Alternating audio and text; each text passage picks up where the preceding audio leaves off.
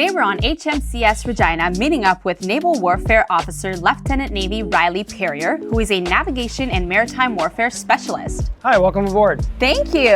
All right, tell me about this ship. Well, Regina is 134.2 meters long and carries about 240 sailors. Oh wow, that's impressive. And where are we right now? Right now we're on the starboard bridge ring and we're about to go into the bridge if you want to follow me. Yes, please. So what exactly does a Naval Warfare Officer do? Well, a Naval Warfare Officer starts their career by learning how to con or drive the ship, and then they progress in seniority to the point where they become a ship's captain.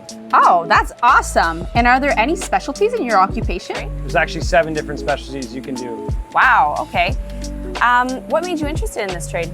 Honestly, how dynamic it is. You could be doing a search and rescue one day, then doing a warfare exercise the next day, and then be focusing on some ship's navigation afterwards. And where do you usually sit? Naval Warfare Officers don't sit, we actually stand, and I'll show you right where that is. All right. Oh, this is really cool. Yeah, so this is where we stand at the center line, and this right here is called the Polaris.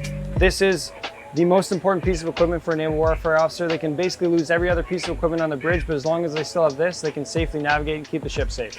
Okay, and do other members of the ship need to salute you when you pass by them? Generally speaking, when a member of the ship's or watch on deck is asking permission to be relieved, they will generally show a sign of respect by saluting, but other than that, we don't really salute while we're on board. Okay, and how does it feel to navigate a ship of this size? Honestly, it's like driving a sports car. She turns real tight and it's really fast. But it's a great sense of responsibility, so I don't take it lightly. Okay, there's a few people up here with you. Who would they be? These people are here to do some navigation training, but we normally have about 5 to 7 people on the bridge, sometimes up to 20 depending on what we're going to be doing. All right, give me your 3 favorite naval acronyms.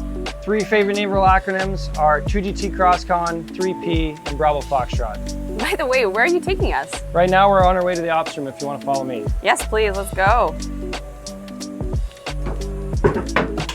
All right, I noticed that patch on you. What is that? This right here is my sea service insignia. This represents how many days you have at sea. Mine is bronze, indicating that I have over 2 years at sea. Wow, that is so impressive. So how many steps a day do you take? On average, I take between about 10 and 15,000 steps. It's a busy day. I'd say. Okay, how many ladders are we about to take? We're about to take 2 ladders down if you want to follow me. I'm ready, let's go. Have we arrived at the ops room? We absolutely have. It's just right through this door if you want to follow me. Yes. So what's its purpose on the ship?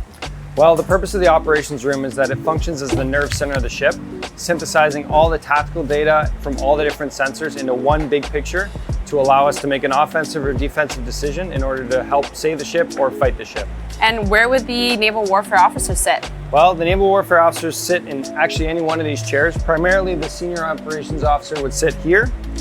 But on the port and starboard side respectively, you have more junior Naval Warfare Officers that would be in charge of above water or underwater warfare. And then finally, these 2 chairs are meant for the commanding officer, and they can sit in either one they choose in order for them to fight the ship if the situation dictates. Oh, nice. And how is your role different between being in the ops room versus the bridge? The role is different in that instead of correlating the visual picture and seeing what's outside, whether it's navigational features or different boats, it's mostly about correlating the tactical picture either through radars or different sensors in order for us to build what we call a recognized maritime picture and make an understanding of all that situational awareness around us. Okay, and I saw this big red button over there. What is that? So this big red button allows whoever's at the console to operate either the main gun or the missile system that's currently being engaged in order to actually fire it from there. Okay, and what's your role in the ops room? So depending on what my seniority is, whether I'm the above water, underwater warfare officer or the ORO, my job would either be to correlate each one of those pictures or finally to correlate the entire battle picture to make a tactical recommendation to the captain to either fight or defend the ship. That's awesome. Okay, Riley, which environment is your favorite, the bridge or the ops room? Bridge for sure, definitely love the view. What's something your team wouldn't know about you? I am a coffee fanatic. Okay. And what do you like to do in your free time? Well, I actually volunteer at the Auto Hobby Club, and I'm the treasurer there actually, but I get to learn a little bit about auto mechanics and teach other people about it.